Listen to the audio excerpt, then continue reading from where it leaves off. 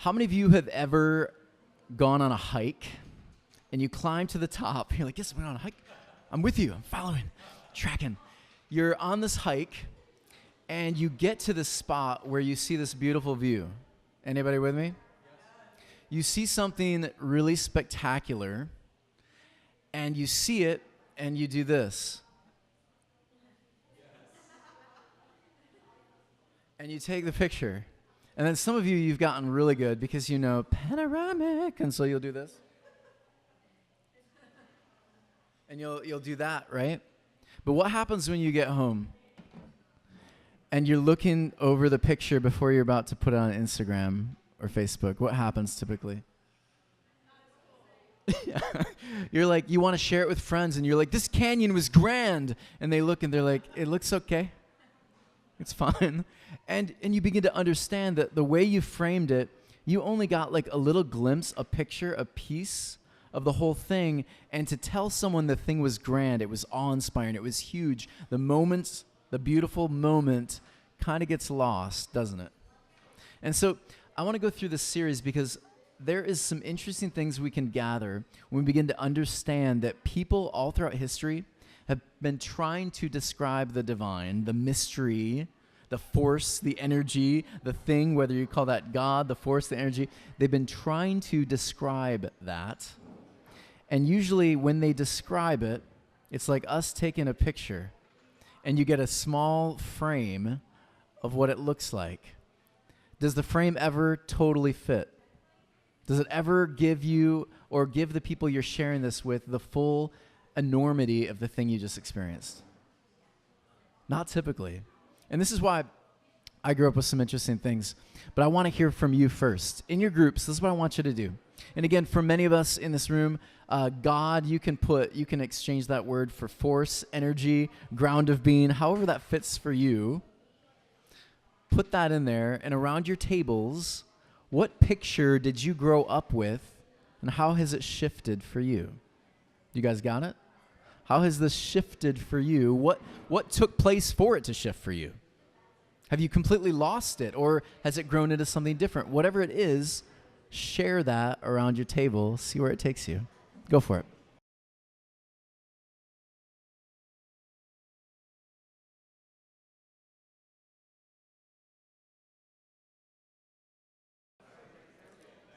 I don't know about you, but I was handed down some really interesting perspectives growing up. And my father, by the way, I'm German. My last name is Werfel. And being German, Werfel, my grandfather was this really tough old man.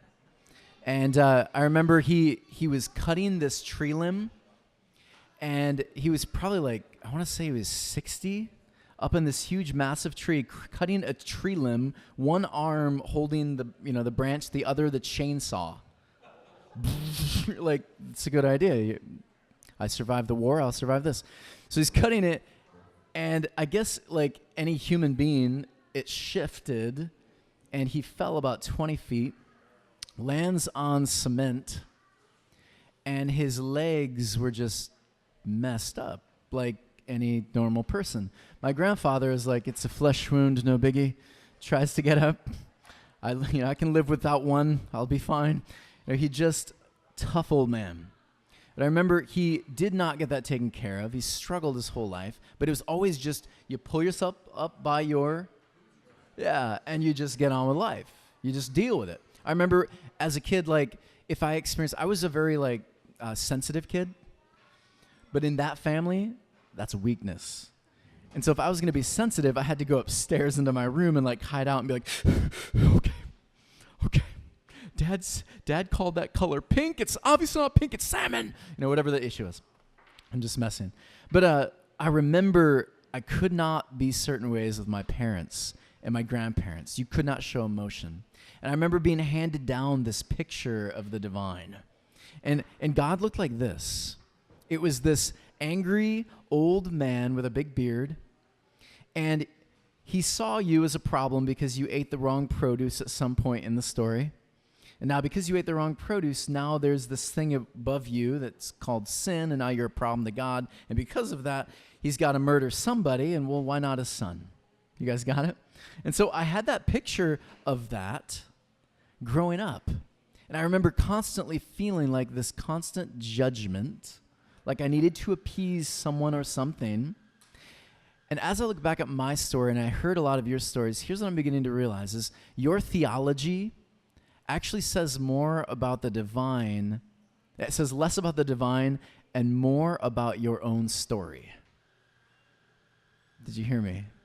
It says less about the divine and more about your own story. You were a kid that grew up with things were unfair. They were just unfair. Brother got everything. How did you grow up? You needed a God that was going to be wrathful and have justice. Yeah, you thought that image was like from there. No, it started there. You grew up without a father. You may be angry, and this God is one that's like just far off landlord, absentee landlord. Or you've pulled very close to the idea of a father. What do you guys think of this? Talk to me. Agree? Disagree? Talk to me. Jordy agrees. Okay. Again, the picture you have often reflects your own journey, your hang-ups or the things you need. And again, we will often, when you look at the Bible, you will picture, you'll see all these different images. They didn't agree. When Israel was in pain and brokenness, what picture did they have? An eagle, right? One that surrounded its little hatchlings, right? When they needed their enemies to be destroyed, did they have eagle God, protective mother God? No, they had warrior God. Well, which one is correct? Yeah, kind of fun, right? So I would say again, the pictures we have often say a lot about us and our culture. We're going to get into American God later on in this series. I love it. Woo, red, white, and blue. Yeah, it's so funny. I have a couple different guests that are going to be sharing different ideas about that, how that's evolved and grown. But oftentimes, the pictures we have come from our own stories and our own needs. And so, again, authority figures, high judge, absentee parent, whatever the thing is. So I want to go through some ideas historically. When you look at early man, when you look back at like primitive man, we call these cavemen. How many of you have ever heard of cavemen? It's so funny. Growing up I was in a Christian school, and I was told that cavemen didn't exist. They're like, no, there was always Adam and Eve. There's no caveman. Yeah, and then, well, they were cavemen, and then I got all these stories. I was like, where did they come from? And then I watched that movie. What was that movie, Danielle, with the cave? The Croods. What a great movie. I just assumed that's what the Croods, like people, that was caveman. And they lived in caves because they're cavemen, right? But as we look archaeologically and historically, there's some interesting things we learn about early man.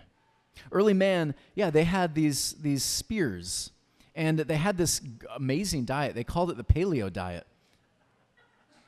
Because back then they were very worried about muffin tops and dad bods. But the truth is, these are hunter-gatherer people, and they're constantly running around searching for their next meal. When they got their meal, here's what they would do. They'd sleep. And they would always be aware, though, that there is a predator somewhere that's going to get you. Do we have that here in America? No. Our biggest worry is like, did they put too much espresso in my coffee at E Patisserie? Yeah, we don't have those issues, which is why we have a very sediment kind of lifestyle, right? Sedentary, sediment. Perfect. I guess that could work. So, caveman, this very ancient group of people, what we see is they had some very interesting ways of living, but they were also much smarter than we give them credit for. Again, they weren't stupid. In fact, some interesting things I learned about these cavemen is they actually buried their dead. Now, for many of you, you're like, well, big deal. That's what we do, right? We bury the dead. But for them, I want you to think about it. Why would they bury their dead? Because if they were really barbaric, just kind of like, whoa, and I'll take you, and you. These are not primitive people, What was that? Every time my wife does this, I assume there's a booger coming out of my nose. Did you have a comment? Oh, okay, yeah. I forgot what my question was because now I'm picturing a bat dangling out of my nose. Good. So, caveman, they bury their dead. Yeah. Why do they bury their dead? Was it just because they smelled the body? Well, no, they're going to be leaving that site anyways. Animals often leave the dead, right? Why bury the dead? Here's what we found. Archaeologically, what they're finding is really interesting. They had this awareness that there was something called self. You realized you are a self. You are a person. And with the idea of self came this idea of spirit. There's something more to you than just brain. There's something that makes up you. You are you. What is you? Well, we call that a self. We call that spirit. We call that something. And so these early cavemen, if you will, these early cavemen were aware of a self. And some people call that a soul, a spirit, something. And so they had these rituals where they would bury the dead, and they would put these necklaces or whatever special jewelry or whatever riches they had, and they'd bury it with them. If you just believed these people were dead and that was the end of it and they're just kind of worm food, why bury them with all these things? What they began to understand through much of the cave drawings and everything was that when you saw the arrow go through the body, they would have this thing coming out of arrow. And over again, you saw this like shadowy thing coming out of the body. Because early cavemen believed there was something holy, something beautiful, an awareness that they couldn't understand, but they knew there is something there that's holy. Now, cavemen, they didn't actually live in caves. Interesting? Yeah, they didn't actually live in caves. What you have is, in these caves, what they would do is the cave was a place where they would worship. And so at the mouth of a cave, you would worship. And as they went into the cave was a place of wonder, awe, and just fear. We didn't know what was in the cave. And there are all these stories about maybe there's a spirit, maybe there's something in there that's scary or to be worshipped. And so what they would do is these people in the very beginning, we call them Mesopotamians. They're the first culture, first civilization. You guys thought that was Israel. Mesopotamia. And these Mesopotamians, they would go to these caves. There's these really interesting ones at the Volp Caves. And what you find is there's all these pictures. And we used to think that these pictures of like the cattle and the man chasing the animal with a spear and all that, we used to think that those pictures were history. They weren't actually history. This is why they did this. And over again, we're seeing this. They create these pictures because they thought it was some kind of gift to the gods, some kind of gift to the mystery, the thing deep inside the cave. I'm giving you a bunch of information here. Any questions, any comments? I'm not done, but I'm taking you somewhere. This is a fun journey. Okay, well, I guess I explained that super well. Cool. So with this early man, this early group of people, they understood there is something spirit, there's something self, there's something different going on here. You're not just another animal. There's something, and I would even argue they actually believed with any living thing, there is spirit, there's something going on. And so oftentimes Christians will point to the Genesis account, and they'll read this. And again, it's important to remember, Genesis is compiled and written during the Babylonian exile. Everything you had is destroyed. Israel is pretty much wiped out, and now you are a captive, a slave. And you begin compiling all of the oral traditions, all the stories, in order to give a sense of hope and the idea that there's going to be life after this. Cool? Which is what we see over and over again in this story. And so the story of Genesis, the narrative, it starts with, let us make man in our image. How have we as Christians often interpreted this? Let us make man in our image. Someone speak up. I know you got it. I've heard it like us is evidence of the Trinity. Okay, good. Trinity. God was relational before we existed. Okay. And then like making us in his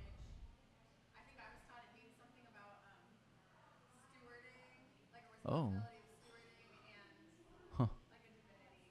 Okay. So yeah, us. So we oftentimes take that as plural. Good. Heard that for sure. I've also heard over and over again, well, then God looks like us with hands and fingers and toes. Is he male or female? Well, nobody knows, right? I remember hearing that over and over again, all the conversations we'd have about this. Well, it's in our image. What's our image? Well, this is us, right? And so I remember hearing this, and then I would hear about Jesus, and I think, oh, well, then he just must look like Jesus, right? And that's kind of the story we're handed down. Let me give you an interpretation of this, a Hebraic one, because, it was someone, yes? Kind of to piggyback off the whole image thing. I don't know if I'm digressing, but it just kind of hit me. It's all right. Growing up with my family, and it was a volatile environment, and trying to be told how to worship, how to view God and whatnot. And the only way that I knew as a child, even as an adult, who I see myself with, who I share my life or time with, are people that are of God. And we're going to mess up, I get it, but with my family demanding this, and that, that's not a God I want to worship. I just don't, I don't want it. Or other organizations or other places that I found myself. And so I don't have a physical mental image of God whatsoever. It completely is like transcends other people. That's the only way that I can see God or the lack of God. Because the other pieces kind of fell apart for you, Pretty much. kind of shifted. Got it. I don't think you're alone. Yeah, that's good. So let us make man in our image. Every time you pick up a scripture, I want you to understand something. That is an interpretation. Someone somewhere took that phrase, those words, they looked at the Hebrew, they then moved it into Aramaic, then they moved it into Greek, and then they took it into Old English, then into whatever it is we speak today, right? There have been many, many translations and shifts in time over these words. What I love to do is I like to go back and say, what did these words originally mean within the context they're in? So let me share with you just this one. Again, one phrase like this is like an hour to 20 hours worth of study. It's so fun. You're like, no, it's not. It's fun. The word us for the Hebrew, it meant this idea of the universe, the space around. Huh? That's different than us. Because, by the way, no Jewish person ever believed in the Trinity. I'm just saying. So, us could not have meant Trinity as we know it because that idea didn't evolve until around 300, 400 AD. So let me keep going. Us is the space around us. The word image means the thing that holds the stuff together. So we just had Easter, so it's like an Easter egg. The thing that kind of holds that space together. So look at what we do, and we use these words. So again, the mystery of the space, the stuff around us, how we push that into a mold, how we fit that in together. So here's what the original Hebrew basically would have given us for a Jewish Hebrew person. Let the mystery behind all creation mold dirt into spirit. Look at it for a second. Let the mystery behind all of this space, stuff around us that we can't explain, mold dirt into spirit. What do you think of that? How does that shift for you?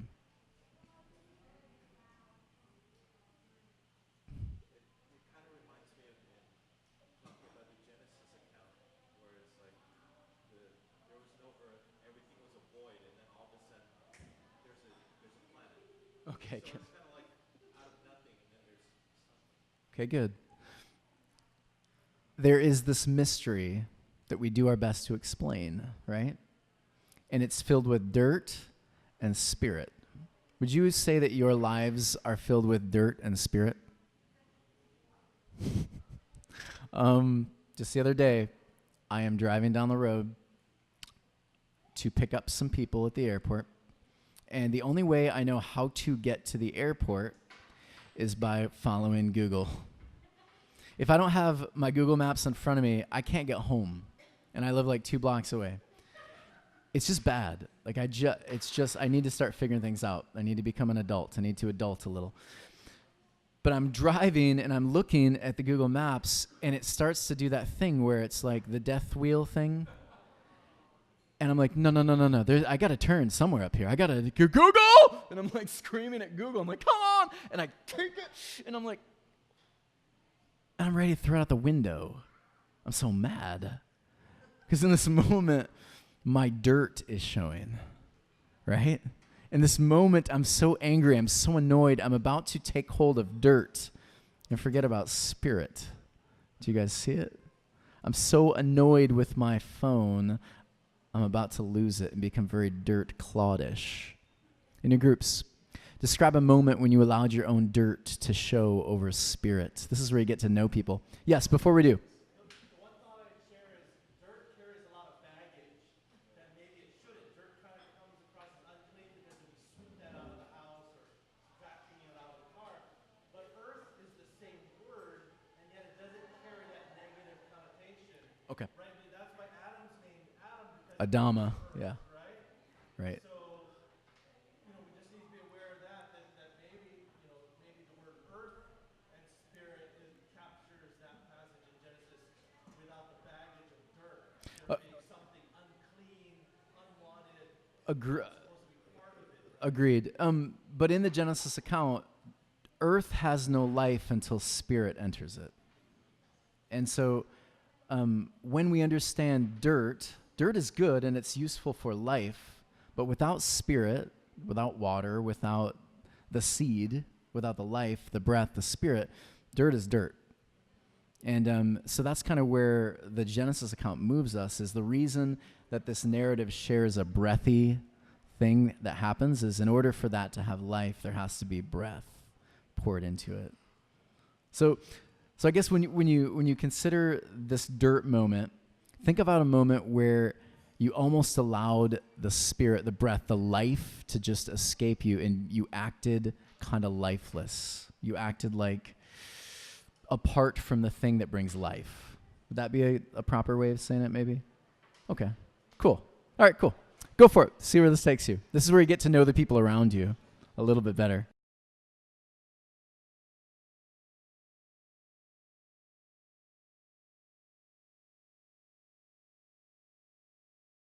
Isn't this experience, by the way, people ask me, I do this podcast, and people ask me often, what do you guys do at Ethos? And I try to explain this thing that we do. And they look at me and they're like, how's that work? And I'll tell them, yeah, we're surrounded by people who don't always agree, different perspectives, and we sit around a table and we discuss pretty heavy things. And they look at me and they're like, do people come back? I'm like, sometimes. But it's so beautiful to me that we can come together, we can talk about these concepts, these ideas, and we can walk away feeling fuller and be challenged to be a better human being, right? Like that is the essence of the gospel. It's beautiful, powerful. And so I want to take you through, because I'm learning this. In those moments where I am struggling between dirt and breath, when I'm not allowing the two to be one. And again, by the way, we talked about this over here in this group. Dirt is not a bad thing. Dirt is not sinful. It's not evil. It's not bad. In agrarian culture, do you need dirt? Yeah. Kinda, yeah. But dirt without water does what? Nothing. Yeah, you're not. Yeah, it dries up. It has no life to it. It needs breath, right? And so in your life, there are these moments where my mother would say this to me when I was acting without spirit. I was not letting the two become one. My mom would say this, Tony, stop and breathe. And I remember thinking, I can't.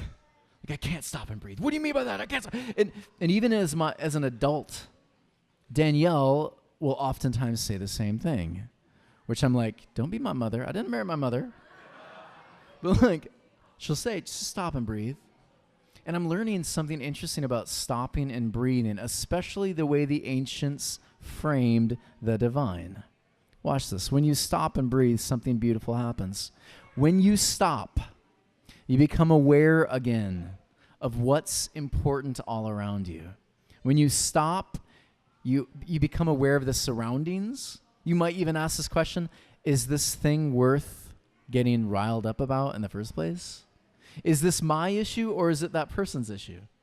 Is this my fear of uncertainty because I have to be certain? What is it? What's the thing? Why do I feel this way? Stop.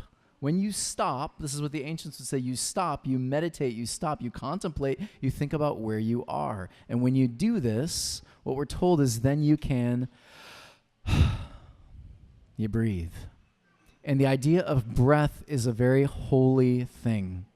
The word for the Hebrews for God, it is Yod He Vah He. It is breathy. They believe that when Moses is there at the burning bush, God did not say, yep, I'm a middle-aged white man like you. But even though you're not, Moses. No. It was, he said this, breathed. What's the first thing you do when you're born? Last thing you do? Breathe. You breathe. You breathe. You're reminded of this divine presence that's all around you, connected within you. Jesus says the kingdom of heaven is here, outside of you, within you, all around you. The presence of God is so close. Where can you go without it? The psalmist will say. You can't. You can't escape life, breath, right? Spirit. And so stop, breathe. And what that does is it gets us back in touch again with the divine. When you do this, something interesting happens. When you begin breathing, you might also be tempted to realize that the person you're sitting across from is breathing too. Does that sound funny? How many of you have ever, with someone you dislike, thought those people are just villainous, evil people, and they're probably, they're not even breathing, they're just not even human? In your mind, you might be tempted to think of them that way. But what if you stopped and the person you were arguing with, the person who just flicked you off on the freeway, whatever it is, you reminded yourself, oh yeah, they're breathing too. When you understand that, your neighbor becomes someone sacred and holy too. What about the environment? Because the environment's just for us to consume, right? Just use it up. We're going to Mars anyways.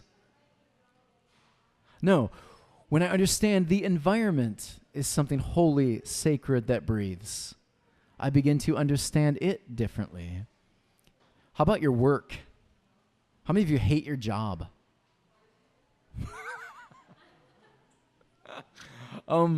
That job is holy and sacred. And some people don't have one and would love to be in your shoes. Art breathes. I think the biggest issue I have with Christian music and the Fish is that they had to create a distinction. As if Eminem's Recovery album is not as spiritual as Chris Tomlin's rhyme scheme, A, B, A, B, A, B. It's all holy. It's all sacred. There's a book called Lamentations, which is like a hip-hop album. They're angry, right? It's all there. It's all breath. It's all breathing. When you understand that, you treat people differently. You interact with the world differently. This world is not something we hope burns. It's a place we hope we give life to and restore it. I want to end with this. I have a new friend. We just met her not that long ago. Her name's Lisa. And she couldn't be here with us today, but at some point she will. Lisa is a midwife. How many of you have ever heard the term midwifery? Yeah, it's not midwifery, it's midwifery. Remember that. That's important. I made the mistake. She told me wifery. She's a midwife. And she does these water births with people. And I've seen these videos, and they're kind of terrifying because baby comes out and it's underwater. And you're like, oh, he's not breathing, he's not breathing. And she's like, was he breathing in there? Well, no. Yeah, wait till the skin touches oxygen, then he begins breathing. Oh, So you'll see the mother will like pull baby out of the water and all of a sudden bring baby up to her chest. And then baby all of a sudden starts, and with these water birds, you don't hear a lot of crying actually, which is kind of interesting. But she was sharing all this with me, and she said there was this moment once where this mother pulls baby up slowly. This baby who has been in her womb for all these months, kicking, right? Kicking her, doing all this. She's been so connected to baby. She pulls baby close. And my friend Lisa said she walked over and cut the umbilical cord. And she said all of a sudden the mother started wailing, crying. She's like, what's going on? And she said, this is the first time in 9.5 months that my baby and I have been disconnected. And I will no longer have that connection like we had before. And she started just crying because she felt the absence, the space there. And I thought that is such a beautiful picture that the ancients had of the divine, of this umbilical cord connected. Where can you go for my presence? You are there. We're connected. We are experiencing this. There is a connection there that you can't even explain. Can baby inside womb explain the connection he has to mom? What does mom look like, by the way, to baby when he's inside here?